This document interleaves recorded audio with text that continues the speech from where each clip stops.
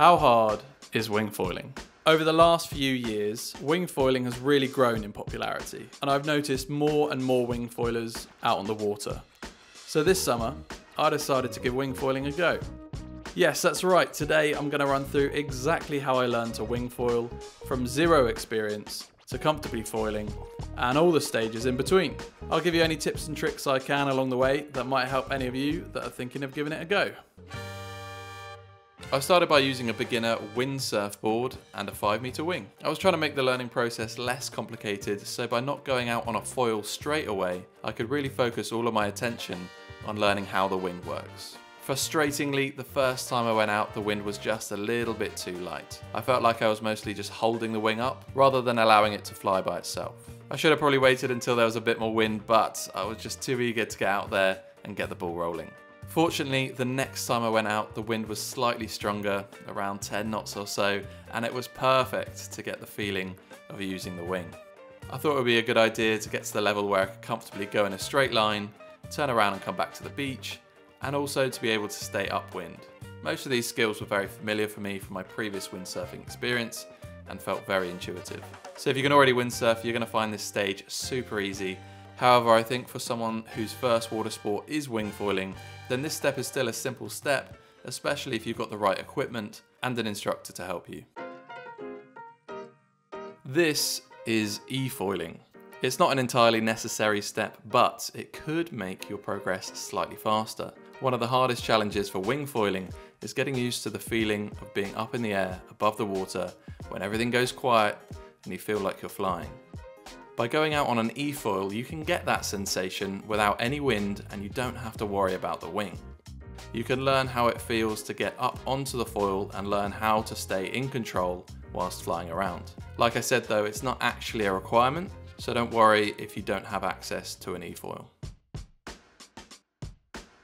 So now that I'd learned the basics of using the wing and become familiar with the feeling of foiling, it was time for my first go at wing foiling using both a wing and a foil.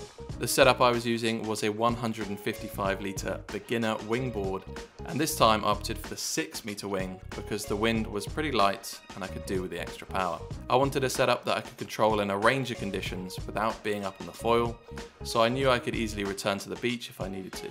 The 155 did just that. It was incredibly stable and I felt very comfortable on it. Now, there's a little bit of a debate as to whether you should go with front straps or no straps at all for your first attempts. Personally, I felt like I would have more control over the board with straps, and coming from a windsurfing background, using straps was very familiar for me, so I went with 2 straps at the front and then no strap at the back. The foil I was using was a 1750 front wing, the mast was 82 centimeters, the fuselage 78 centimeters, and the rear wing 250. It felt a bit strange with a foil underneath, but it wasn't too different from using the beginner windsurf board. There were moments where the board started to come out the water, but unfortunately I couldn't get up on the foil. It was mostly just a combination of not quite having enough wind and not having the skills just yet. So no foiling just yet, but I felt like I wasn't that far away from getting my first flights. For the next session, I was determined to get foiling. Luckily, the wind was a little bit stronger this time, so my chances of foiling were slightly higher. So I started off the session on what I'm going to call my bad side, and I really struggled to get onto the foil. My biggest problem was stalling. As soon as I started to feel the board come out of the water, I would immediately slow down and then drop off the foil. I didn't realize it at the time, but it's easy to see that I had too much weight on the back of the board, which was causing the foil to angle up, which meant that I was stalling every time I tried to take off. I did, however, have a bit more luck on the other side, what I'm going to call my preferred side, as I was able to get the board out of the water and stay on the foil for slightly longer than before.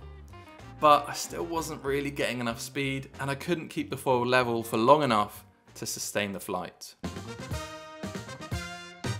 For the next session, I took out the exact same gear, but this time there was a little bit more wind.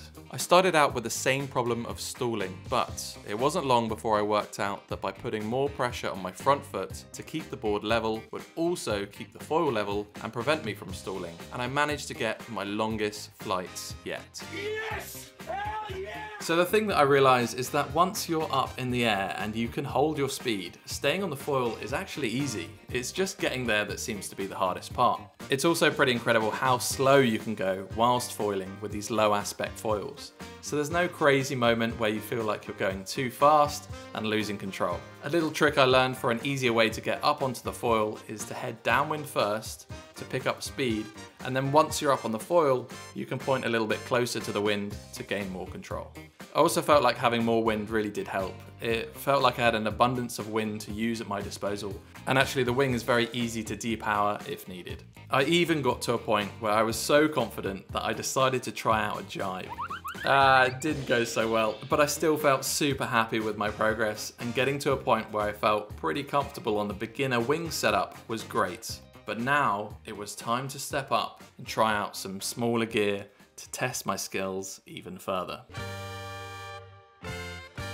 Okay, so now we're talking. So for my final session, I took out a 110 litre board, the 5 metre wing, and the same foil as before with a 1750 front wing. I thought it would be wise not to change too much. Going down to the 110 litre from the 155 litre seemed like a pretty big jump. The wind was easily above 15 knots and probably closer to 20. When I first started to climb onto the board, it felt weirdly challenging. So it made me think that using the 110 litre was going to be a struggle. But I figured it out, and after a bit of wobbling to reach the wind line, I had enough wind to get going, and to my surprise, I got up and going fairly easily. It really didn't feel any different to the other setup. If anything, it felt slightly easier because the board was much more responsive and easily released from the water. And like I said previously, that's the hardest part. Once I was in the air, it all felt very comfortable. That feeling of flying around, it's incredible.